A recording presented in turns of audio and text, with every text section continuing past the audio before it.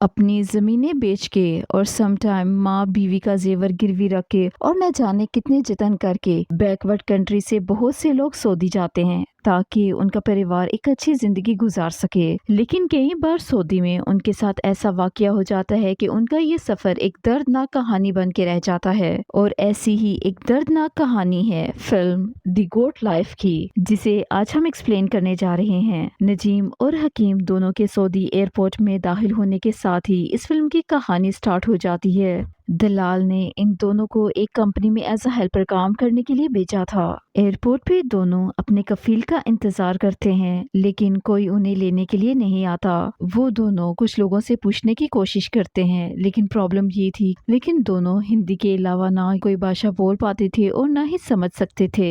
खैर ये किसी तरह से वहाँ पे काम करने वाले एक आदमी से हेल्प लेते हैं। दलाल ने उन्हें कंपनी के ऑफिस का नंबर दिया था और वो आदमी पब्लिक फोन से वहाँ का नंबर डायल करने लगता है, लेकिन कोई फोन नहीं उठाता। तो वो आदमी बताता है कि आज फ्राइडे है तो इसी वजह से कोई फोन नहीं उठाता होगा, ऑफिस जरूर बंद होगा और इसीलिए कोई फोन नहीं उठा रहा। तो तुम दोनों इंतजार करो, कोई ना कोई तुम्हें लेने के लिए आ जाएगा। और अब काफी देर इंतजार करने के बाद एक अरबी उनके पास आता है जो पहले से ही काफी गुस्से में था, और वो अरबी में उनसे कुछ बातें करता है जो कि उन्हें समझ नहीं आती। लेकिन इन दोनों का लगता है कि शायद यही हमारा कफील होगा।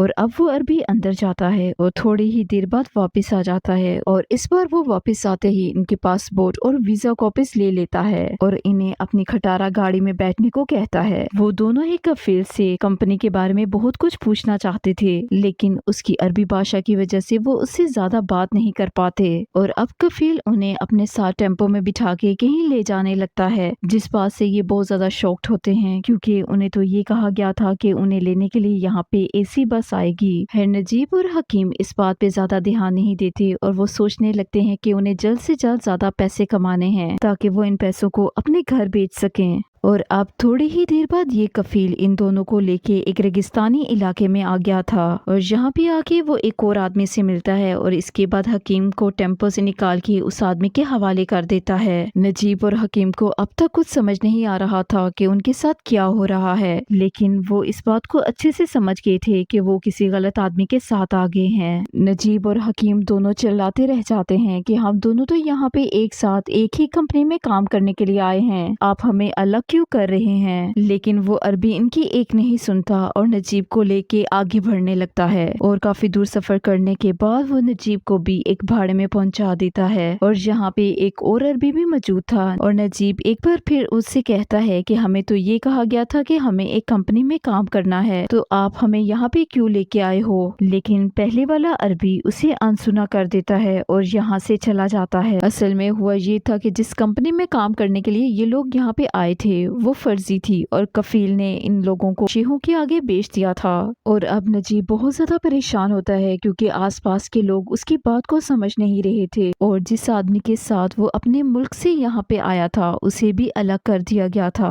और यही सब कुछ सोचते हुए परेशान होके वो एक साइड पे बैठ जाता है। लेकिन बाहर का मौसम बहुत ठंडा था और इसी वजह से नजीब को बाहर नींद नहीं आती, और इसीलिए वो अंदर जाके कफील के टेंट में सो जाता है। और अब सीन पास में जाता है जहाँ पे हम उसके बारे में कुछ जान पाते हैं। तो हम देख पाते हैं कि नजीब के सऊदी आने से पहले वो अपने मुल्क में झील से भालू निकालने का काम किया करता था। उसकी माँ उसके लिए खाना बनाया करती थी और वो अपनी माँ और बीवी से बहुत मोहब्बत करता था। उसकी बीवी सैनू प्रेग्नेंट थी, परिवार काफी खुशहाल था, लेकिन कमी थी तो सिर्फ पैसों की। और एक दिन नजीब का दोस्त उसे बताता है कि उसके जीजा जी लोगों को सऊदी भेजने का काम करते हैं और उनके पास सऊदी कंपनी का एक वीजा है, अगर तू जाना चाहता है तो मैं बात करता हूँ। नजीब जाने को तैयार हो जाता है और अपनी माँ के गहने गिरवी रखवा के पैसे इकट्ठे करता है और अपने दोस्त के जीजा को पैसे दे देता है ताकि वो इसके बाहर जाने का काम कर सके। और इस तरह से नजीब अपने भाई हकीम के साथ सऊदी आ जाता है।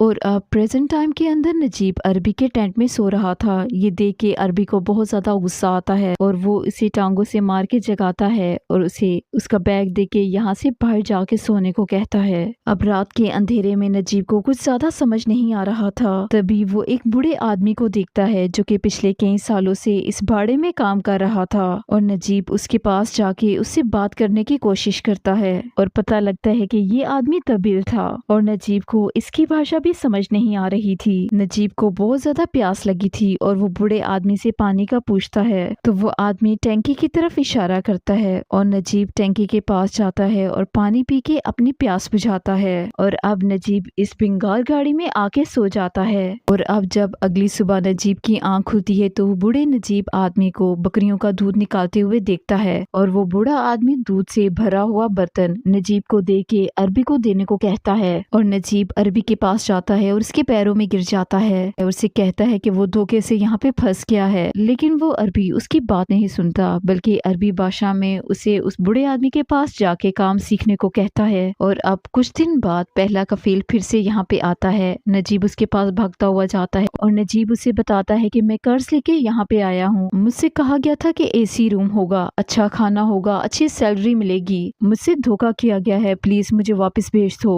اور وہ اس عربی کو ایک ڈائری بھی دکھاتا ہے جس میں کس سے کتنا قرضہ لیا گیا ہے یہ نجیب نے لکھ رکھا تھا، اور اس کے علاوہ کچھ کانٹیکٹ نمبرز بھی تھے۔ وہ کفیل اس ڈائری کو لے کے فوراً سے پھاڑ دیتا ہے اور اسے پھینک دیتا ہے اور اسے چپ چاپ کام کرنے کو کہتا ہے، اور نجیب اچھی طرح سے سمجھ چکا تھا کہ وہ یہاں پہ پھنس چکا ہے۔ اب شام کو نجیب گمسم بیٹھا ہوا تھا، اس نے کئی دنوں سے کچھ نہیں کھایا تھا، تبھی عربی اسے آواز لگاتا ہے اور کھانے کے لیے اسے ایک موٹی سی روٹی کا ٹکڑا دیتا ہے۔ نجیب اسے کھاتا ہے لیکن کھانا حلق سے نیچے نہیں اترتا، تبھی عربی اسے بتاتا ہے کہ اس روٹی کو پانی میں ڈبو کے کھاؤ۔ اور کھانا کھانے کے بعد نجیب اس بوڑھے آدمی کے پاس پہنچتا ہے، اس سے پوچھتا ہے کہ تمہارا نام کیا ہے اور تم یہاں پہ کتنے سالوں سے کام کر رہے ہو، اور جواب ملتا ہے کہ مجھے یاد نہیں۔ اور چونکہ نجیب یہاں سے جانا چاہتا تھا اور اسی لیے وہ بوڑھے آدمی سے روڈ کے بارے میں پوچھتا ہے، اور تبھی اسے پتا لگتا ہے کہ روڈ یہاں سے بہت ہی زیادہ دور ہے۔ اور اب یہ سن کے نجیب کی حالت بہت ہی زیادہ خراب ہو گئی تھی کیونکہ اس کی بیوی پریگننٹ تھی اور وہ گھر میں پیسے تک نہیں بیچ سکتا تھا، اور یہاں پہ وہ بہت ہی برے طریقے سے پھنس چکا تھا۔ خیر اگلے دن تو وہ پانی کو لے کے فریش ہو رہا تھا، لیکن تبھی وہاں پہ عربی کفیل آ جاتا ہے اور وہ نجیب کو مارنے لگتا ہے، اس سے پانی چھین کے یہاں سے چلا جاتا ہے کیونکہ یہ لوگ پانی پیسوں کا خریدا کرتے تھے اور پانی یہاں پہ بہت مہنگا تھا۔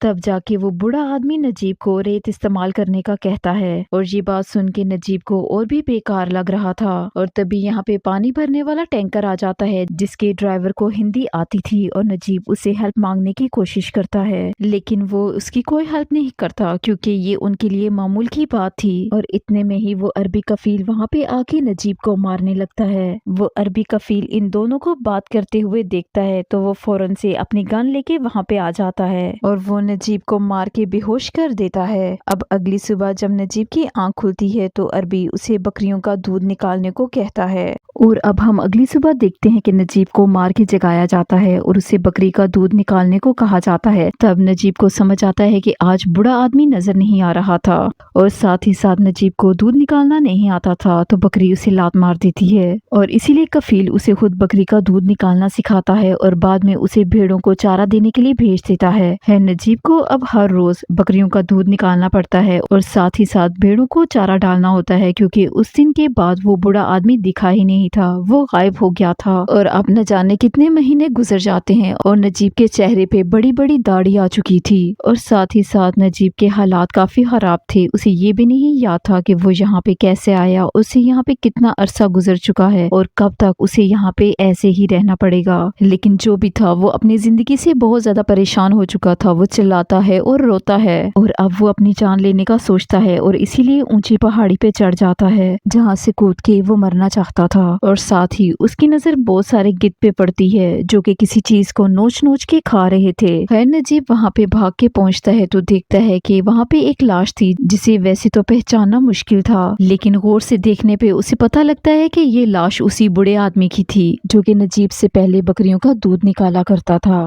शायद से बूढ़े आदमी ने अपनी जान ले ली थी, क्योंकि अब वो और सहन नहीं कर पा रहा था, या फिर उस अरबी कफील ने उसे मार डाला है, क्योंकि वो बूढ़ा आदमी अब उसके किसी काम का नहीं रहा था। शायद यही वजह थी कि अरबी कफील नजीब और हकीम को यहाँ पे लेके आया था, क्योंकि कहीं न कहीं इनके सर्वेंट बूढ़े हो गए थे। खैर, नजीब उस बूढ़े आदमी की हालत देख के बहुत ज्यादा निराश और दुखी हो गया था। नजीब अब समझ चुका था कि अगर मैं यहाँ पे रुका तो इसकी तरह मारा जाऊंगा। अब अगले दिन नजीब जब बकरियां चराने के लिए जाता है तो सही मौका तलाश करके यहाँ से भागने की कोशिश करता है।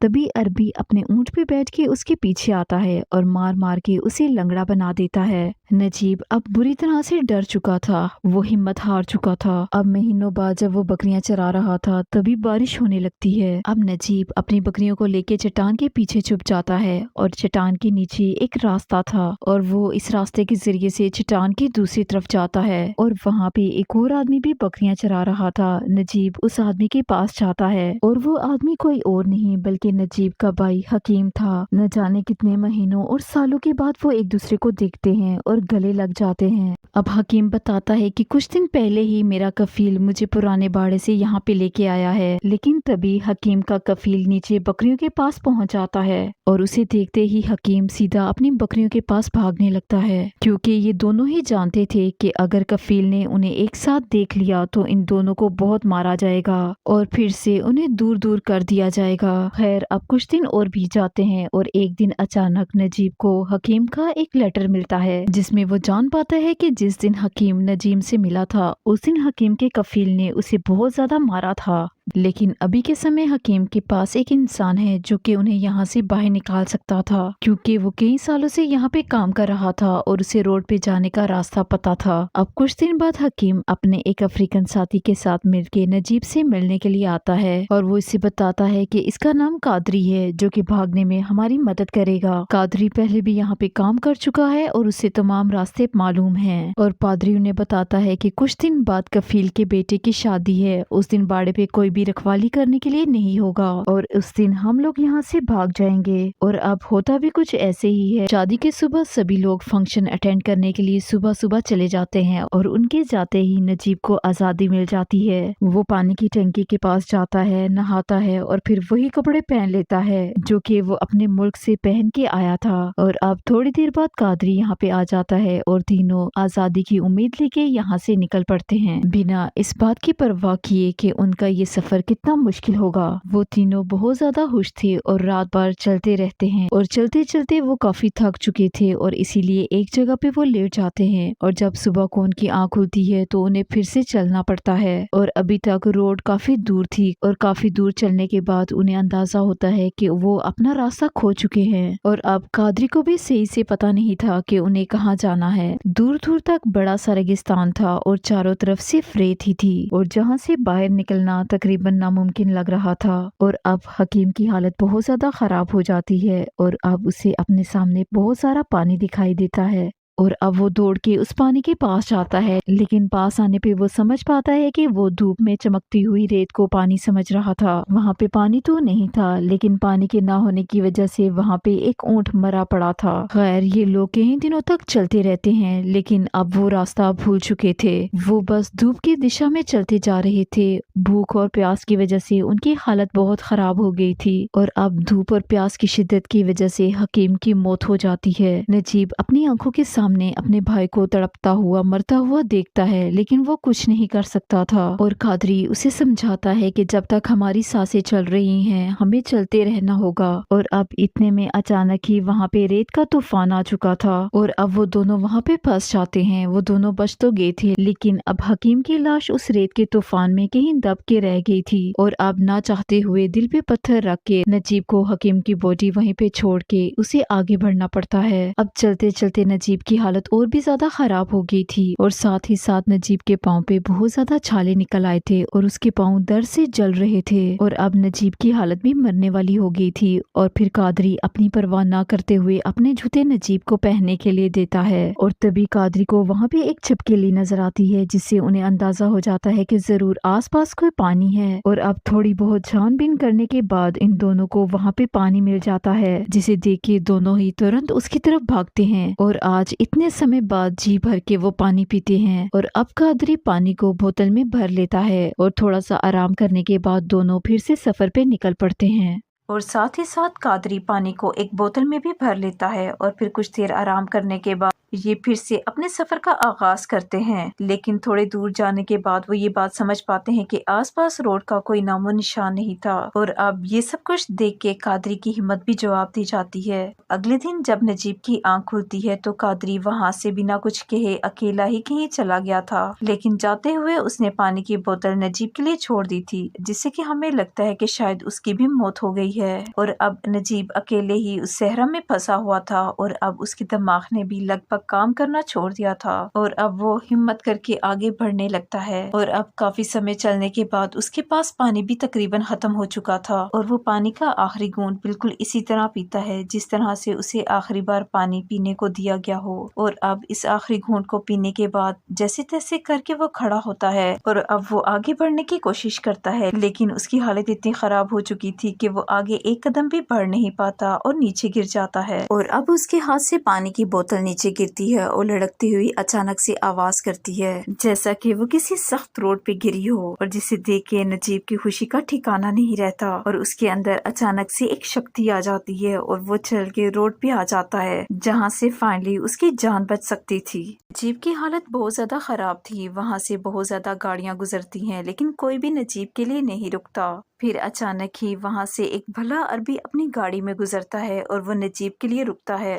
वो नजीब की मदद करता है, उसे अपनी गाड़ी में बिठाता है और पीने के लिए पानी देता है और फिर नजीब को शहर में लाके छोड़ देता है। और अब इधर उधर भटकते हुए नजीब एक होटल के सामने आके बेहोश हो जाता है और इस होटल के अंदर कुछ इंडियन सोशल वर्कर्स काम करते थे। वो नजीब को लेके जाते हैं, इसके जख्मों का इलाज करते हैं और ये लोग इसी तरह धोखा खाए हुए सऊदी में आए हुए लोगों की मदद किया करते थे। नजीब उन्हें अपने घर का एड्रेस दे देता है और अब ये लोग नजीब के घर का पता लगवा लेते हैं और फिर उसके फैमिली मेंबर से उसे बात करवाई जाती है। और नजीब जान पाता है कि उसके सऊदी आने से पहले उसकी बीवी प्रेग्नेंट थी और उसको एक बेटा हुआ है जो कि अब 4 साल का हो चुका है। और नजीब की बीवी उसे जल्दी घर आने को कहती है। फिर नजीब अब फैसला करता है कि वो वापस अपने घर जाएगा, लेकिन इस वक्त उसके पास कोई डॉक्यूमेंट्स नहीं थे तो फिलहाल के लिए उसे जेल में उसी जैसे लोगों के साथ रखा जाता है। ये ऐसी जगह थी जहाँ पे बहुत से लोग अपने कफील से भाग के यहाँ पे आए थे और जहरी सी बात है कि उसका पासपोर्ट और सारे डॉक्यूमेंट्स उस कफील ने ले लिए थे। खैर नजीब वहाँ पे उस कादरी की तस्वीर भी देखता है जो कि वहाँ पे लगी हुई थी, लेकिन इसके अलावा उसके बारे में कोई भी इंफॉर्मेशन नहीं थी। खैर कुछ ही समय बाद जेल में कुछ कफीलों को बुलाया जाता है और यहाँ पे ये रूल था कि अगर कोई भी कफील वहाँ पे मौजूद अपने किसी भी गुलाम को जब पहचान लेता था तो वो उसे वापस अपने साथ लेके जा सकता था। और ऐसा होने पे कफील अपने गुलाम को जेल के अंदर बहुत ज्यादा मारा पीटा करते थे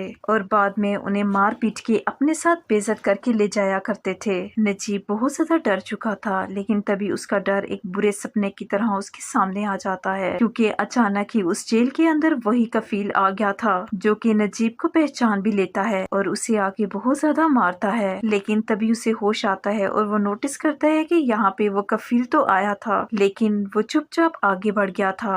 लेकिन तभी वो अरबी कफील वापस आता है और उनकी बातों से हम जान पाते हैं कि सबसे पहले यानी आज से 4 साल पहले जब नजीब और हकीम सऊदी आए थे तो ये अरबी कफील धोखा करके उन्हें अपने साथ ले गया था। यानी ये दोनों तो लीगली यहाँ पे आए थे काम करने के लिए और उनकी कंपनी वाले भी अगले दिन उन्हें लेने के लिए आए होंगे, लेकिन इतने में वो अरबी कफील धोखे से उन्हें अपना नौकर बना के यहाँ से ले गया था। और क्योंकि लैंग्वेज प्रॉब्लम बहुत ज्यादा थी उन्हें कुछ भी पता नहीं था और इस अरबी कफील को इस काम के बारे में पता था कि वो इलीगल काम कर रहा है। वो एक तरह से गुलामों का दलाल था और इसीलिए उसने ऐसा किया। और चूंकि नजीब उसका ऑफिशियल गुलाम नहीं था बल्कि वो धोखे से उसे लेके गया था और इसीलिए ये रूल उस पे लागू नहीं होते थे और इसीलिए इस अरबी कफील का नजीब पे कोई हक था ही नहीं और इसीलिए वो उसको यहाँ से लेके नहीं जा सकता था। और ये सब कुछ कह के अरबी कफील मुंह फुला के यहाँ से चला जाता है। खैर 3 माह बाद नजीब का पेपर वर्क कम्प्लीट हो जाता है और उसे वापस इंडिया भेज दिया जाता है। اور نہ جانے نجیب جیسے کتنے لوگ اچھی کمائی کا اور بہتر زندگی کا سپنا لے کے دوسرے ملکوں میں جاتے ہیں لیکن دھوکہ دہی کا شکار ہو جاتے ہیں، اور نجیب جیسے بہت سے لوگ واپس آ کے اپنی آپ بیتی تو سنا دیتے ہیں، لیکن کچھ لوگوں کی کہانیاں اس طویل آدمی کی طرح ریگستان میں ہی دفن ہو جاتی ہیں اور ان کی لاش گدھ کا کھانا بن جاتی ہے۔